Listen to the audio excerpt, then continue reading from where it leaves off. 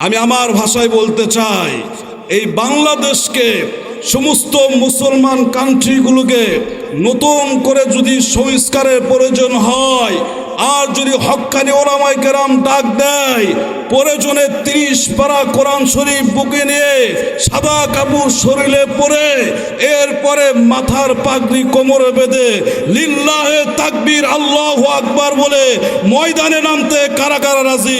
2 হাত তুলে আল্লাহকে দেখান।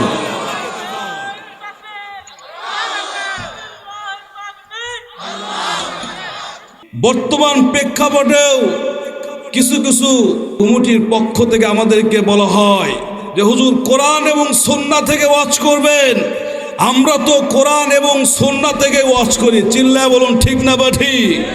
তার কারণ হচ্ছে নবী মুহাম্মাদের আলোচনা করলে আবু জাহেল, আবু লাহাব, উতবা, সাইবা, হামান, আবু সুফিয়ান এদের কথা আসবেই, চিল্লায় বলুন ঠিক না বা ঠিক?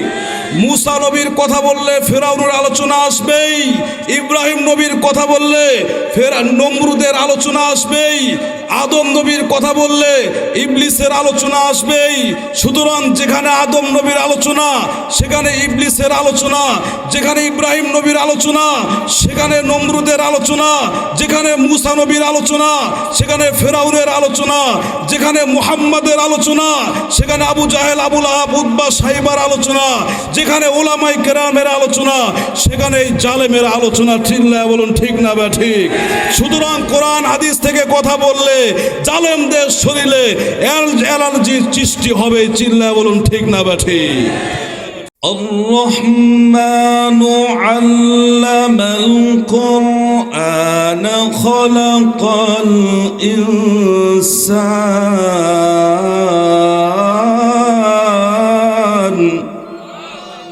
علمه البيان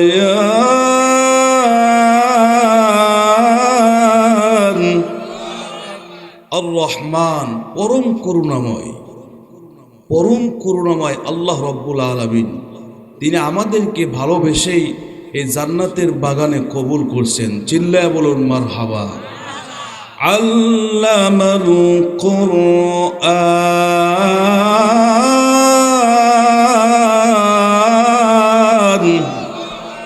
আল্লামা যিনি শিক্ষা দিয়েছেন কুরআন, আল কুরআন, চিল্লায় বলুন আল্লাহু আকবার।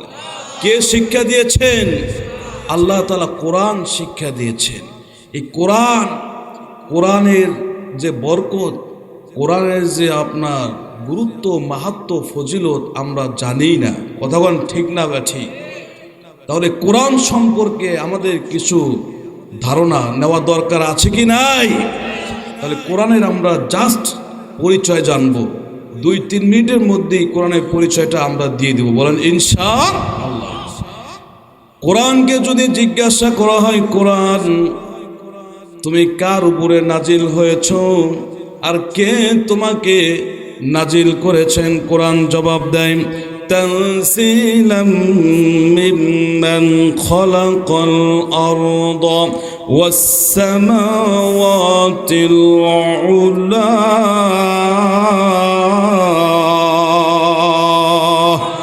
ওই রব্বুল আলামিন যিনি গ্রহ, নক্ষত্র, চন্দ্র এবং সূর্যর মালিক, যিনি আসমান জমিন সৃষ্টি করেছেন, সূর্য আসমান যিনি সৃষ্টি করেছেন, সেই আল্লাহ রব্বুল আলামিনের পক্ষ থেকে আমাকে নাজিল করা হয়েছে, চিল্লায় বলুন মারহাবা।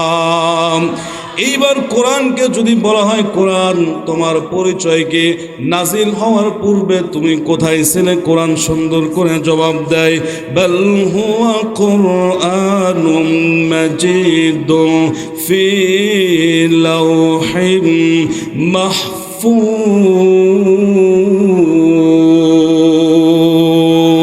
কোরআন জবাব দেয় বরং এটি হলো সম্মানিত গ্রন্থ আল কোরআন, আর আমাকে একটা ফলকের মধ্যে আল্লাহ রব্বুল আলামিন লিপিবদ্ধ করে রাখছেন, চিল্লায় বলুন সুবহানাল্লাহ।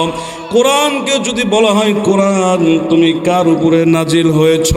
কোরআন জবাব দেয় ওয়া আমানু বিমা নুজিলা আলা মুহাম্মাদ ওয়া হুয়াল হক মির রাব্বিহিম কোরআন জবাব দেয় ঈমান আনো ওই বিষয়ের উপর যে বিষয়টি আল্লাহ রব্বুল আলামিন মুহাম্মদ নামক ব্যক্তির উপরে নাজিল করেছেন। চিল্লায় বলুন মারহাবা। অন্য আয়াতে আল্লাহ তাআলা বলতেছেন তাবারাকাল্লাযী নাযালাল ফুরকানা আলা আবদিহি লিয়াকুনা লিল আলামিনা নাযীরা।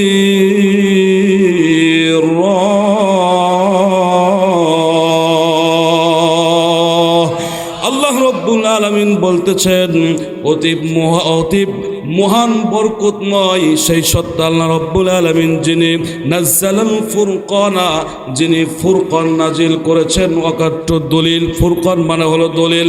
আলা আবদিহি, তার বান্দার উপর সেই কোরআন নাজিল করেছেন। চিল্লায় বলুন মারহাবা। লিয়াকুনা লিল আলামিনা নাযীরা, লিল আলামিনা জগৎবাসীর জন্য এটা একটা সতর্ক স্বরূপ। চিল্লায় বলুন ঠিক না ব্যাঠি? কোরআনকে যদি বলা হয় কোরআন তোমাকে কোন মাসে নাজিল করা হয়েছে, কোরআন সুন্দর করে জবাব দেয় শাহরু রমাদানাল্লাযী উনজিলা ফীহিল কুরআন।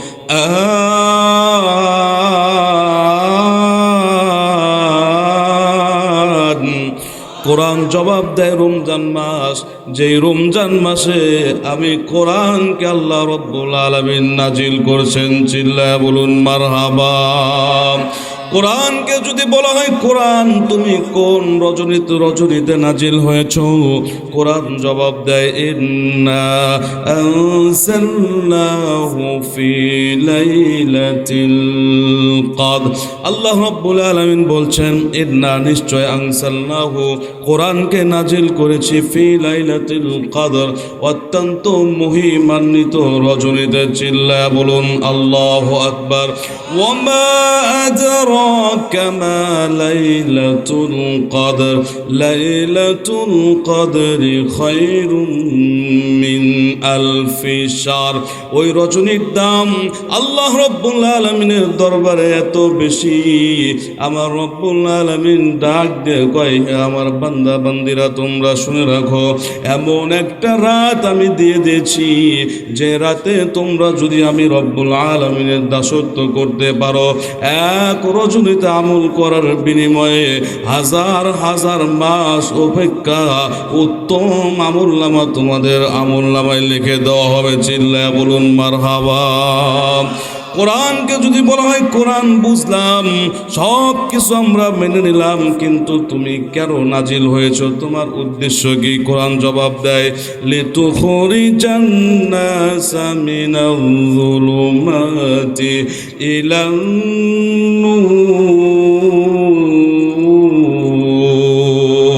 নূর। কোরআন জবাব দেয় পথভ্রষ্টতা অন্ধকারাচ্ছন্ন এই সমস্ত মানব জাতিকে আমি মিনাজ জুলুমাতি অন্ধকার থেকে ইলান নূর অন্ধকার থেকে বের করে আলোর দিকে নিয়ে যাওয়া হলো আমি কোরআনের কাজ। চিল্লায় বলুন মারহাবা।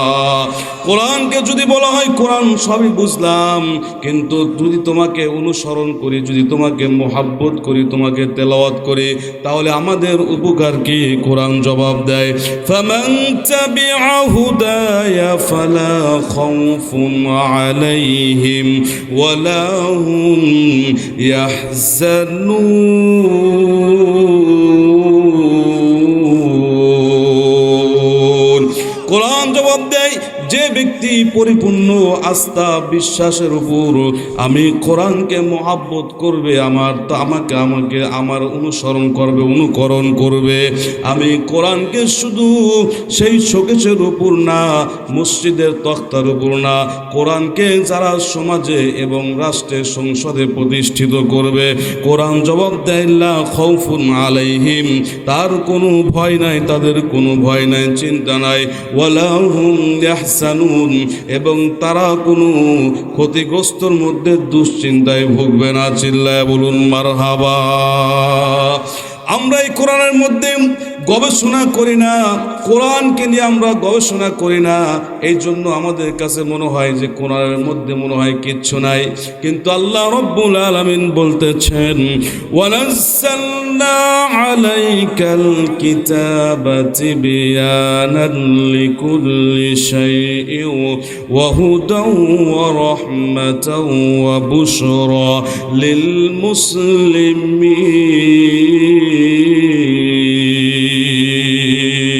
আল্লাহু আকবার।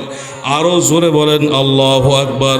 ওয়ানাজ্জালনা আলাইকাল কিতাব, আল্লাহ রাব্বুল আলামিন বলতেছেন আমরা আলাইকাল কিতাব, তোমাদের উপর এমন একটি কিতাব নাজিল করেছি, তিবয়ানান লিকুল্লি শাই, ওয়াল সাবজেক্ট অল স্কয়ার, প্রত্যেকটি বিষয় পুঙ্খানুভাবে সুস্পষ্টভাবে কোরআনের মধ্যে আমি তুলে দিয়েছি। চিল্লায়া বলুন মারহাবা। হে মুহাম্মদ, আপনি লিল মুসলিমিন, মুসলমানদের জন্য আপনি সুসংবাদ দিয়ে দেন, এই কোরআনটা হলো হুদা হেদায়েতের পথেই, এবং কোরআনটা হলো মুসলমানের জন্য রহমত বরকত। চিল্লায় বলুন মারহাবা।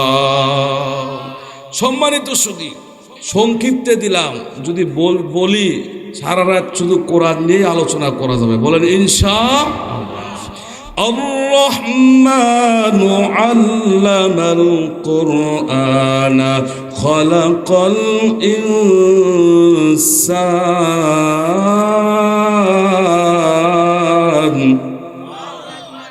আরো জোরে বলেন আল্লাহু আকবার। ভয় পাচ্ছেন নাকি? হ্যাঁ, কেবল তো আপনার পেঁয়াজ ভাজা আর আপনার পত্তে ভাজা দিচ্ছি, এখনো আলু সেদ্ধ করি নাই। এখনো কি করি নাই? যখন আলু সেদ্ধ করা শুরু করব, টিকতে পারবেন তো? পারবেন? বিগত 15-16 বছরে এরকম মঞ্চ থেকে মাইক্রোফোনগুলো বাম হাত দিয়ে নিয়ে আপনার ফাঁকে নিক্ষেপ করতো। চিল্লায় বলুন নাউজুবিল্লাহ। কোরআন আছে জুতা নিক্ষেপ করতো। এরকম নেতা বাংলাদেশে ছিল কি ছিল না? চিল্লায় বলুন। গাইবান্ধা এক মাহফিলে গিয়েছিলাম, এক হিন্দু অফিসার আমার এখান থেকে মাইক্রোফোন নিয়ে ফালাইয়া দিছে। বলে নাউজুবিল্লাহ মিন যালিক। ওই অফিসারকে আমি খুঁজতেছি, কিন্তু রিটার্ন প্রাপ্ত। কি প্রাপ্ত বলেন তো? বেঁচে গেছে, বেঁচে গেছে। আল্লাহ বাঁচায় দিছে। আল্লাহকে হেদায়েত দান করুক। বলেন আমিন। সম্মানিত সুধী, বর্তমান প্রেক্ষাপটেও কিছু কিছু কমিটির পক্ষ থেকে আমাদেরকে বলা হয় যে হুজুর কোরআন এবং সুন্নাহ থেকে ওয়াজ করবেন। আমরা তো কোরআন এবং সুন্নাহ থেকে ওয়াজ করি। চিল্লায় বলুন ঠিক না বা ঠিক? তার কারণ হচ্ছে নবী মুহাম্মাদের আলোচনা করলে আবু জাহেল, আবু লাহাব, উতবা, সাইবা, হামান, আবু সুফিয়ান এদের কথা আসবেই। চিল্লায় বলুন ঠিক না বা ঠিক? মুসা নবীর কথা বললে ফেরাউনের আলোচনা আসবেই। ইব্রাহিম নবীর কথা বললে নমরুদের আলোচনা আসবেই। আদম নবীর কথা বললে ইবলিসের আলোচনা আসবেই। সুতরাং যেখানে আদম নবীর আলোচনা সেখানে ইবলিসের আলোচনা, যেখানে ইব্রাহিম নবীর আলোচনা সেখানে নমরুদের আলোচনা, যেখানে মুসা নবীর আলোচনা সেখানে ফেরাউনের আলোচনা, যেখানে মুহাম্মাদের আলোচনা সেখানে আবু জাহেল, আবু লাহাব, উতবা, সাইবার আলোচনা, যেখানে ওলামায়ে কেরামের আলোচনা সেখানে এই জালেমের আলোচনা। চিল্লায় বলুন ঠিক না বা ঠিক? সুতরাং কোরআন হাদিস থেকে কথা বললে জালেমদের শরীরে অ্যালার্জির সৃষ্টি হবে। চিল্লায় বলুন ঠিক না বা ঠিক? আমি আমার ভাষায় বলতে চাই, এই বাংলাদেশকে, সমস্ত মুসলমান কান্ট্রিগুলোকে নতুন করে যদি সংস্কারের প্রয়োজন হয়, আর যদি হক্কানি ওলামায়ে কেরাম ডাক দেয়, প্রয়োজনে 30 পারা কোরআন শরীফ বুকে নিয়ে সাদা কাপড় শরীরে পরে, এরপরে মাথার পাগড়ি কোমরে বেঁধে লিল্লাহে তাকবীর আল্লাহু আকবার বলে ময়দানে নামতে কারা কারা রাজি? 2 হাত তুলে আল্লাহকে দেখান।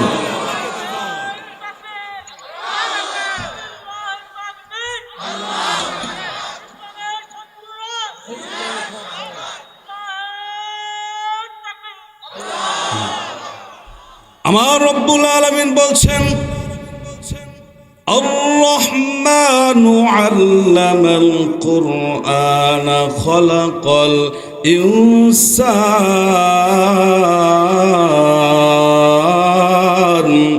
খালাকা যিনি সৃষ্টি করেছেন ইনসান, মানব জাতিকে যিনি সৃষ্টি করেছেন।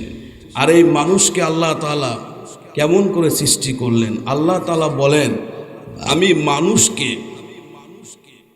সবচেয়ে দামি এবং উত্তম, সবচেয়ে শ্রেষ্ঠ জাতি হিসাবে দুনিয়াতে প্রেরণ করছি। বলেন সুবহানাল্লাহ। আরো জোরে বলেন সুবহানাল্লাহ। আরো জোরে বলেন সুবহানাল্লাহ। আমার রব্বুল আলামিন বলেন, ইয়া আইয়ুহাল ইনসানু মা গররাকা বিরাব্বিকাল কারীম আল্লাযী খালাকাকা ফাসাওয়াকা ফাআদালাক ফি আইয়ি সূরাতিন মা শাআ রাক্কাবাক। চিল্লায়া বলুন আল্লাহু আকবার। আমার রব্বুল আলামিন কত সুন্দর করে বলে দিলেন বাজান। মুসলমান ইমানদার আল্লাহর গোলাম, কানটা একটু খাড়া করেন, দিলটা একটু নরম করে শোনেন। আমার রব্বুল আলামিন বলেন, ইয়া আইয়ুহাল ইনসান, হে মানব জাতি, মা গররাকা বিরাব্বিকাল কারীম, তোমার রবের পক্ষে কথা বলতে কে তোমাদেরকে বাধা দেয়? চিল্লায়া বলুন ঠিক না ঠিক? আল্লাযী খালাকাকা ফাসাওয়াকা ফাআদালাক ফি আইয়ি সূরাতিন মা শাআ রাক্কাবাক। অথচ সেই রব্বুল আলামিন, যিনি পরম করুণাময় আল্লাহ রব্বুল আলামিন, আমাকে আপনাকে সুন্দর সুঠাম দেহের অধিকারী করে সামঞ্জস্য রেখে আল্লাহ রব্বুল আলামিন যেভাবে চেয়েছেন হুবাহু সেইভাবে আমাকে আপনাকে সৃষ্টি করছেন। চিল্লায়া বলুন মারহাবা। সৃষ্টির মধ্যে কোনো ভুল নাই। গবেষণা করলে দেখা যায় আল্লাহ রব্বুল আলামিন কত সুন্দর একটা মাথা সৃষ্টি করেছেন, এরপরে দামি কপাল দিয়েছেন, এরপরে দুই পাশে দুইটি চক্ষু দিয়েছেন, এরপরে জবান দিয়েছেন বাক শক্তি, বাক কথা বলার জন্য, এরপরে আপনার সুন্দর জিহ্বা জিহ্বা দিয়েছেন। আল্লাহ রব্বুল আলামিনের বড় নিয়ামত। এই জিহ্বা দিয়ে আমরা সমস্ত খাবারের স্বাদ টেস্ট করি। চিল্লায় বলুন ঠিক না ঠিক? এই দুটা চোখ আল্লাহ যদি বলতেন একটা সামনে রাখি আর একটা পিছে রাখি, ভালো দেখা যেত না বন্ধু? দেখা যেত? হ্যাঁ, কান একটা এদিকে আছে আর একটা পায়ের সাথে যদি সেট করতেন ভালো লাগতো না মন্দ লাগতো? এই জন্য আল্লাহ রব্বুল আলামিন বলেন যে আমি যেভাবে বান্দার কল্যাণে বান্দাকে সৃষ্টি করলে ভালো হয় সেইভাবে আমি সৃষ্টি করছি। চিল্লায় বলুন আল্লাহু আকবার। আরো জোরে বলেন আল্লাহু আকবার। আমার রব্বুল আলামিন ডাক দিয়ে বলেন, লাকাদ খালাকনাল ইনসানা ফি আহসানি তাকবীম। চিল্লায় বলুন আল্লাহু আকবার। লাকাদ মানে অবশ্যই, খালাকাল ইনসানা, আল্লাহ তাআলা বলেন মানুষকে আমি সৃষ্টি করেছি ফি আহসানি, অত্যন্ত সর্বোত্তম, তাকবীম মানে হলো গঠনে। চিল্লায় বলুন আল্লাহু আকবার। মুসা পয়গম্বর আলাইহিস সালাম তিনি একজন তেরা নবী ছিলেন এবং রাগীব নবী ছিলেন। আমার রব্বুল আলামিনকে ডাক দেয়া বলেন, মালিক এত সুন্দর করে সর্বোত্তম এবং সর্বোৎকৃষ্ট জাতি হিসাবে মানুষকে সৃষ্টি করে এই মানুষগুলোকে আপনি কেমনে জাহান্নামে ফেলিয়ে দিবেন? আমার তো বুঝে আসে না। মুসা নবী তেরা মানুষ, মুসা নবী ছাড়ে না, আল্লাহ উত্তর দেয় না। আমার রব্বুল আলামিন মুসা নবীকে ডাক দেয় বলে, মুসা রে, আমি তোমাকে এমন কিছু দিক নির্দেশনা দিব, তোমাকে আমি একটা এক্সাম নিব, তুমি কি পারবে? আল্লাহ নবী মুসা পয়গম্বর আলাইহিস সালাম ডাক দিয়ে বলে, মালিক আপনি আমার কাছ থেকে কি এক্সাম নেবেন? আমি অবশ্যই সেটা করে দেখায় দিব। চিল্লায় বলুন মারহাবা। মুসা পয়গম্বর আলাইহিস সালাম আল্লাহ রাব্বুল আলামিনকে ডাক দিয়ে বলে, আল্লাহ আমি কি করতে পারি? ওয়াজ খুতবা আশরাফ আলী থানভী রহমাতুল্লাহি আলাইহি এই ঘটনা সুন্দর করে তিনি লেখেন যে মুসা আলাইহিস সালামকে আল্লাহ রাব্বুল আলামিন নির্দেশ দিলেন, মুসা রে তুমি একটু ধান চাষ করো, এই ধান চাষের মধ্য দিয়েই এর জবাব তুমি পেয়ে যাবে। চিল্লায়া বলুন মারহাবা। মুসা পয়গম্বর আলাইহিস সালাম ওই জামানায় যখন ধান চাষ করা শুরু করলেন, জাস্ট মিসাল দেওয়ার জন্য বলতেছি, কেউ ভুল বুঝবেন না। মুসা আলাইহিস সালাম ধান যত বড় হয়, ধান রোপণ করলেন, ধান যত বড় হয় মুসা আলাইহিস সালাম যত্ন তত বাড়ায়া দেয়, যত্ন করলে রত্ন বাড়ে। চিল্লায়া বলুন ঠিক না ঠিক? ধান একটু বড় হয়, রোদ্রে পুড়ে, এরপরে বৃষ্টিতে ভিজে। মুসা পয়গম্বর আলাইহিস সালাম সুন্দর করে যত্ন করলেন।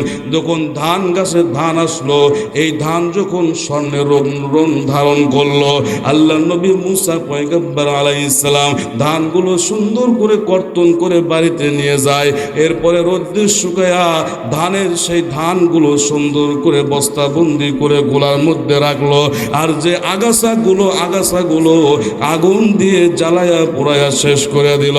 আমার রব্বুল আলামিন মুসা নবী আলাইহিস সালামকে ডাক দিয়ে বললেন, মুসা রে, তোমার কাজ কত দূর হইল? বলে আমার কাজ শেষ হয়ে গেল, আমার যতটুকুন দরকার ততটুকু নিয়েছি, আর যেটা দরকার না আগাছাগুলো আমি আগুন দিয়ে পোড়ায়া দিয়েছি। আমার রব্বুল আলামিন ডাক দিয়ে বলেন, লাকাদ খলাকনাল ইনসানা ফি আহসানি তাকওয়িম, আমি মানুষকে সর্বোত্তম গঠনে সৃষ্টি করেছি।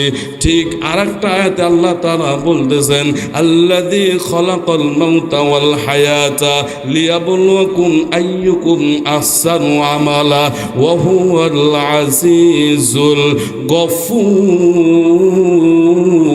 গফুর। চিৎকার দিয়ে বলেন আল্লাহু আকবার। আল্লাযী খলাকাল মাউতা ওয়াল হায়াতা লিয়াবলুয়াকুম, আল্লাহ রাব্বুল আলামিন যিনি মৌতকে সৃষ্টি করলেন, হায়াতকে সৃষ্টি করলেন, মৌত এবং হায়াতের মাঝে সামান্য জিন্দেগির জীবন দান করলেন। আইয়ুকুম আহসানু আমালা, আপনাকে আল্লাহ রাব্বুল আলামিন এক্সাম নেবেন যে এই হায়াতে জিন্দেগিতে কার আমলটাই হলো সর্বোত্তম আমল। চিল্লায়া বলুন মারহাবা। আমার রব্বুল আলামিন বলেন, আমি মানুষের চেহারা দেখব না, আমি মানুষের কণ্ঠ দেখব না, কিছুই দেখব না, আমি দেখব যার আমলটা সর্বোৎকৃষ্ট ভালো, আমি তাকেই জান্নাতে দিয়ে দিব। চিল্লায়া বলুন মারহাবা। আর যার আমল ভালো নাই, যার অন্তর কালা, আমি তাকে জাহান্নামে ফেলিয়ে দিব। চিল্লায়া বলুন নাউজুবিল্লাহ। আলোচনা কি বুঝতেছেন না অন্যদিকে আলোচনা নিয়ে যাব? বুঝতেছেন? কেবল করলাম 2 আয়াতের তাফসীর। কয় আয়াত? আয়াত পড়ছি প্রায় 5টা। কয়টা? সময় দিবেন তো? খলাকাল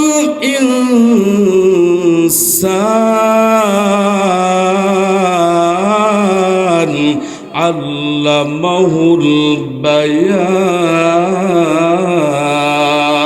এই যে বাকশক্তি, কথা বলতেছি, এটা কার অনুগ্রহ, কার নিয়ামত? এই যে ভাষা কে শিখিয়েছেন? আল্লাহু আকবার। বলেন আল্লাহু আকবার। আরো জোরে বলেন আল্লাহু আকবার। মুসলমান ইমানদার আল্লাহর গোলাম, আমার রব্বুল আলামিন ডাক দিয়ে বলতেছেন, আশ-শামসু ওয়াল কামারু বিহুসবান। চিল্লায়া বলুন আল্লাহু আকবার। আশ-শামসু ওয়াল কামার বিহুসবান, সূর্য এবং চন্দ্র তারা হিসাব মতো চলতেছে। বলুন আল্লাহু আকবার। শুধু আমরা মানুষটাই এলোমেলো, আল্লাহর প্রত্যেকটা গ্রহ নক্ষত্র মাখলুক আল্লাহর কুদরতি পায়ে সেজদা দেয়। কথা কন ঠিক না বা ঠিক? আর আমরা শয়তানের পূজা করি, আল্লাহকে নারাজ করি, শয়তানকে খুশি করি। আল্লাহকে নারাজ করে শয়তানকে খুশি করলে জাহান্নাম অবধারিত। কথা বলেন ঠিক না বা ঠিক? শয়তানকে নারাজ করতে হবে, আল্লাহকে খুশি করতে হবে, নবীকে মুহাব্বত করতে হবে, তাহলে আমার আপনার জীবনের গুনাহ মাফ হবে। কথা বলেন ঠিক না বা ঠিক? ও গো নবীর উম্মতেরা হয়ে আজি দিশাহারা,